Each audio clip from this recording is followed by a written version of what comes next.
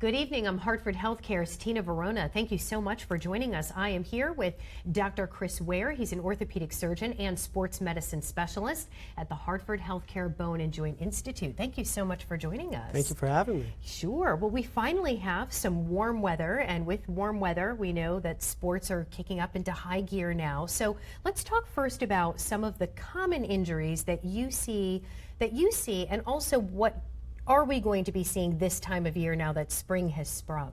Gotcha. So as far as the spring injuries, people are getting out more. We see a lot of people running over the past several days, especially today. And so we're seeing a lot of overuse injuries. And so these are things like tibial stress syndrome, which people commonly refer to as shin splints. We see things like ankle sprains that go along with running, hamstring strains, and then knee overuse injuries. So there are certain specific knee overuse injuries that are very common this time of year. The things that I've been seeing a lot of in my practice is also the more significant injuries like the ligament injuries and the things that really disrupt your season. Now, when you say ligament, you're talking about ACL, right? Well, I actually see all of the knee ligaments. So, but primarily ACL, is that ACL, pretty common? Yes, and ACL is one that when you have that injury, it's oftentimes hard to get back to pivoting sports. So, so it's a significant one. It's a season-changing injury. Now, for folks out there, what does ACL stand for, who may not know? What does it stand for? And also show us exactly what happens on your model here of the knee. So ACL stands for anterior cruciate ligament. And so we're looking at a right knee that's pointed forward here.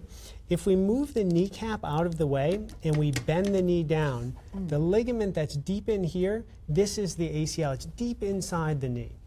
And the way that it's injured is most commonly from a non-contact injury. So the athlete plants their foot and they rotate. And it's that rotation on that foot that often will result in the injury. Now, you would think it is from a contact sport because you hear a lot about ACL tears in football. You would think it's is that kind of a misconception? It's a common misconception. It can happen during contact injuries, and in those cases, it's usually associated with multiple ligament injuries. So, if you have your knee struck from the side here, and your knee is forced in this direction, you may tear your medial collateral ligament, which is here, as well as your ACL deep in the knee.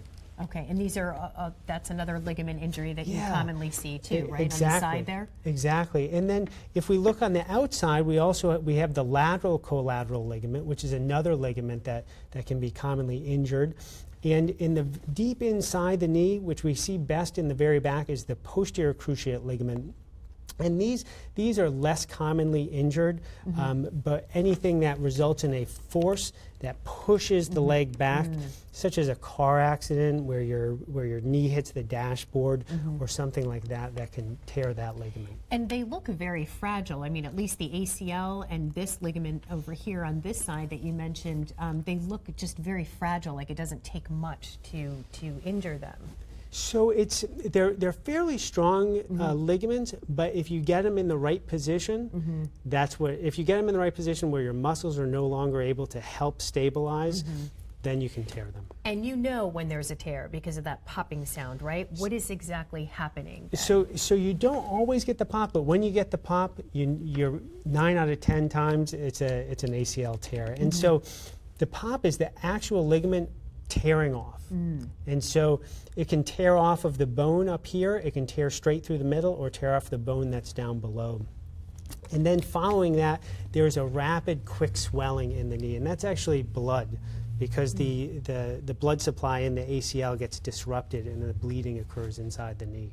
So the course of treatment, then obviously you want to seek medical attention immediately, because I would imagine too you're in a lot of pain. Yes, it's a painful injury, and your knee is a little bit unstable at that point. And so you really want to protect it. You want to have it evaluated and make sure that you have an accurate and quick diagnosis.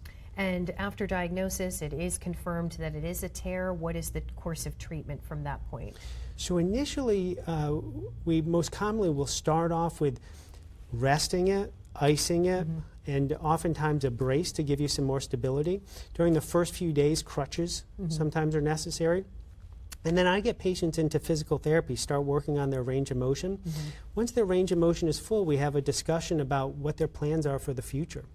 If your plans are to be relatively inactive and don't mind changing your kind of athletic goals, then these can be treated non-operatively.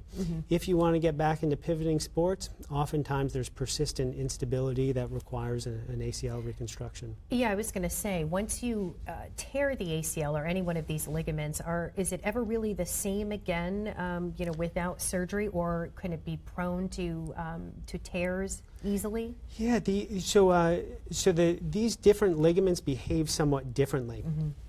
If we look at the medial collateral ligament, this ligament is commonly injured. It's treated with placing the patient into a brace, and the ligament will often heal on its own, and it becomes stable again, and oftentimes doesn't need anything further than that. The posterior cruciate ligament oftentimes does that as well. The ACL, on the other hand, it doesn't heal well on its own. Right. And so if you leave it, it's not just that it's at risk for re-tearing again, it's that the knee doesn't have the same stabilizers as it had before. Got it. So we have a question from Neil, and Neil asks, as a 66-year-old, when do I need to start to worry about age-related joint problems or even arthritis? Thanks, Neil, for that question. Great question. So arthritis, the biggest component of arthritis is a hereditary component. So that part is kind of a gamble, and we don't know until you look at an x-ray whether or not you're set up for arthritis. But there are certain things that you can do to help with early arthritis, and those are things like regular aerobic exercise, weight loss if there's a problem with being overweight, and then strengthening exercises tend to be helpful also. And I think that's important too, because now that we're coming out of the winter months, you talked about some of these stability fractures or injuries. When you come out of the winter, you're not running outside or you're not exercising as much, so you really want to ease into it slowly, right? Right. If you're going from the couch to suddenly running a marathon, it doesn't work so well, and so really you have to build up slowly. I think that's a big probably reason why you see a lot of injuries like related to the spring, is that people are getting out and about. Maybe they've been working out at the gym, but it's a whole different story when you're out on the street, when you're running, or when you're on the field. It's much different than the gym, right? Absolutely, absolutely. And that's the reason that spring is the time for overuse injuries. Yep. And now you have a model here of a shoulder as well, and we were talking about some shoulder-related injuries that you typically see. So rotator cuff injuries are very common. The rotator cuff is actually made up of 4 different muscles. These all attach from the shoulder blade and then attach onto the arm bone here. And their main function is to keep the shoulder stable. What happens over time is you can develop wear and tear through the tendons, and you can also have traumatic injury to them that results in tearing the tendons off of their attachment to the bone. And then they lose their function. And so this is a common problem that we see partial tears commonly in overhead athletes, but it's in the older athlete, the patients that are older than 40, that we start to see these full thickness tears and the tendons will start to retract. So you're talking like maybe baseball pitching, when you're throwing a baseball, or tennis? So most commonly we talk about baseball, or we hear about baseball with rotator cuff tears, but that's actually a less common injury compared to the older population. As you get older, your risk of having a rotator cuff tear goes up. And so it's more of a 40-plus injury more commonly. And as you hear with hips and knees as well too, especially with the baby boomer population, folks are living longer and they're more athletic. Right. So by the time you're wearing out your joints, and same thing probably with a rotator cuff. Absolutely. With those ligaments. Yeah. So when you actually when you see the rotator cuff, what is actually happening here? What actually happens when there's a tear? This represents one of the tendons that comes from a muscle that sits inside here. And so the tendon comes underneath this bone and attaches here. Okay. When the tendon tears, the tendon will actually retract here. Oh, okay. And then it loses that function that it has of helping to stabilize the joint. So conservative method of treatment would do what for that? So there is a role for conservative treatment with rotator cuff tears, and oftentimes it doesn't result in a healing of the tendon back down to the bone, but oftentimes it can improve the symptoms. And if you work on the other muscles around the shoulder, Strengthening them, people can regain their function. In some cases, if that fails, then we'll go and do a repair of the tendons. And that's where physical therapy would come into play, right? You Absolutely. would try to strengthen the muscles around it to support it. Yeah. My first step always when I see a patient with a rotator cuff tear is conservative. Yeah. I try physical therapy. Sometimes we do injections to decrease the symptoms associated with the tear. But if all of those methods fail, then surgery might be an option. Now, if surgery is an option for a rotator cuff repair, what do you do? So what does that entail? I do the surgery arthroscopically. So it's using small That's incisions, minimally invasive. I use a camera to be able to inspect the tendon, and then we have specific or special equipment that's designed to be able to pass sutures through it. The sutures go through the tendon, and then they're anchored into the bone, and that's what stabilizes the tendon back down to the bone. Okay, and then back to the knee. If you have a surgical operation, is it done minimally invasively as well with the knee? Yeah, so most knee surgeries can be accomplished at least with the assistance of the arthroscope or the camera. And if it's an ACL reconstruction, we also have to drill some tunnels in the bone, so there's additional incisions for that, but the majority of it is done with the assistance of the camera. Of the camera, okay. Yeah. And smaller incisions? Smaller incisions as a result So of the that. recovery is a little bit quicker too if you're making smaller incisions? Yeah, we're still careful to make sure that athletes have completely recovered and allowed the ligament to heal in, and that's usually the limiting factor. But with the smaller incisions, it's usually especially more comfortable during the early post-operative period, so less pain. So in case you're just joining us, we're talking to Dr. Chris Ware. He's an orthopedic surgeon as well as a sports medicine specialist here at the Hartford Healthcare Bone and Joint Institute. For folks out there, what is a sports medicine specialist? So after orthopedic surgery training, there's additional training if you want to specialize in sports medicine. And that training involves, it's an extra year of training where you spend time working with athletes specifically and sports-specific surgeries. Got it. Okay. So how can folks, shoulders, we talked about the knee, how can you avoid sports-related injuries or any injury? You talked about the older population being more prone to rotator cuff injuries. How can you prevent injuries? Is it strengthening those core muscles around these ligaments to keep them injury-free? I think that's a big part of it. And I think there's a lot of components to injury prevention. And one of them is strength, and one of them is coordination. Are you coordinating the muscles in the right way that you're protecting the joint? And then there's the whole conditioning that you were talking about before with at the end of the winter season where you're indoors and now you're outside and you're suddenly much more active rather than slowly ramping up. And so it's really, when you start your sports season, you really want to have that preseason training done first so that you're ready for it. Yeah, and how much training would you say you would need? So it depends. Before you can really get out there and hit it head on. It depends on the sport, but really the more time you have, and really we're talking weeks at least. The more time you have for your preparation to get conditioned, the better position you're going to be in. Got it. Okay, we have a question from Meredith. She asks, I was running 8 miles and 2 days later developed inner ankle pain. I do run often, and in the winter I have a 10K coming up. Should I run it? Thanks for that question, Meredith. Great question. Part of that depends on how the symptoms have behaved since the injury and if there was a significant amount of swelling.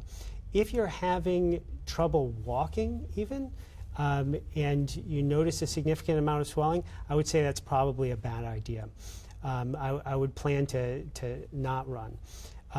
If on the other hand, those symptoms resolve after you finish running and you're able to resume your running, then that would be very reasonable. And I think if there's any questions, it's absolutely something that's probably worth seeing a physician just to evaluate and make sure that there's not some other injury that needs to be addressed. What about proper, equipment? Like, for instance, Meredith, as a runner, proper sneakers. I know sometimes that can really have an effect in terms of what type of sneakers you're wearing. What should you be looking out for when it comes to that?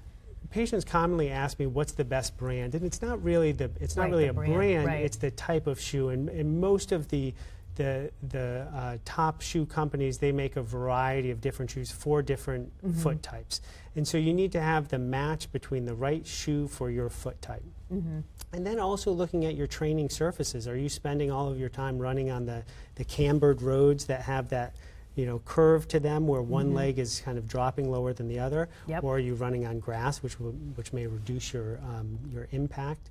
So yeah, a lot of things to take into consideration there. So we have another question from Mary Ann. She says, I've been walking up and down stairs at work for exercise. Good job. Recently began to have pain in the front part of my right knee. Can no longer walk up and down stairs without pain. I can go for walks and go downstairs with no pain.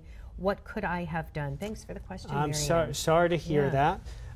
Most commonly with stairs and pain in the front of the knee, that has to do with too much compression behind the kneecap. So if we move the kneecap out of the way, there's a joint that goes between your kneecap and your thigh bone or your femur. Your kneecap has to ride perfectly within this groove. If there's any imbalance in the way that the kneecap moves, you can overload certain parts of the kneecap. And that usually stands out the most with going up and down stairs. And so that's what's called patellofemoral syndrome. And so at this point, what I would say is you back off from the stairs, and stairs are a good exercise, and you may ultimately be able to get back to them. But first we start working on quadriceps strengthening exercises and stretching exercises for your hamstrings. And as the symptoms calm down, you see if you can reintroduce stairs at that point. Yeah, I was going to bring that up too. Stretching is so vital too, and that's a good part of a warm-up, is you want to make sure that you're really stretching. And I think that's often overlooked with a lot of folks, is they don't properly stretch before, and then it's just as important after to stretch after your workout or whatever exercise that you're doing, right? Yeah, absolutely. And when I was younger, the goal of stretching was hold this long duration stretch before your sports participation. And now the stretching is more linked into this dynamic warm-up, so where you bring your joints through nearly their full range of motion, but not necessarily holding the stretch. It kind of stretches it out and warms you up at the same time before you start your activity. Yeah. And then the stretching afterwards is more of the traditional kind of longer duration stretches to try to gain some length to the muscles. And it feels good. I mean, your muscles, it feels good to be able to stretch them after, because especially if you're like Meredith going on for an 8-mile run and you're going for a long run, it feels good after you've done that kind of strenuous workout to stretch those muscles after, to sort of get them back into that sort of comfortable state that they were in, right? Because sometimes you can tense up and you're tightening up as well. I think that plays a big role in the symptoms that people have after an injury. Is the pre-warm-up and the cool-down stretching so important. And I think that also could probably help with a lot of injuries as well, right? Is that proper warm-up. Right, and we don't have a lot of research that proves that, but I believe so. Yeah, and it makes sense, right? Yeah, it does make sense to me. Yeah. What advice do you have for people as they're sort of gearing up? It's springtime. Everybody wants to be out and about. I'm an avid biker. I'm getting my bike out after being in the basement all winter. But what advice do you have for folks out there who just want to hit the pavement running? You see Meredith. People are out and about and they're active. What advice do you have for them? So pace yourself. I would start off and recognize that you don't need to get all of your athletic activity out in one day. So you don't want to set yourself up for failure and then be out of whatever activity you want to do for the rest of the spring. Yeah, because let's face it, I mean, the shoulder and the knee, they're delicate. They're very delicate, especially some of those ligaments that surround them. And I think another key takeaway here is really keeping those muscles that surround those ligaments strengthened and keep that core strong, right? Absolutely, absolutely. And I think working on exercises that are designed for, if you enjoy biking, then find some other activities that you enjoy as well, that you can do some cross training so that you're not just biking every day. And those other activities have a variety. And if those build in some extra coordination or agility exercises, that's going to put you in a better position where you're going to be at lower risk for injury. Very good advice. Dr. Ware, thank you so much for joining us. We appreciate it. Thank you. And thank you all for the questions out there. Some really great questions tonight, and we hope we answered your questions. And thank you again for joining us. If you would like to learn more, or there's many classes offered at the Bone and Joint Institute when it comes to orthopedic and sports health, we encourage you to call the number on your screen, 1-855-HHC-HERE, for a list of those classes or for any questions that you may have. Thanks once again for joining us. I'm Hartford Healthcare's Tina Verona. We'll see you next time.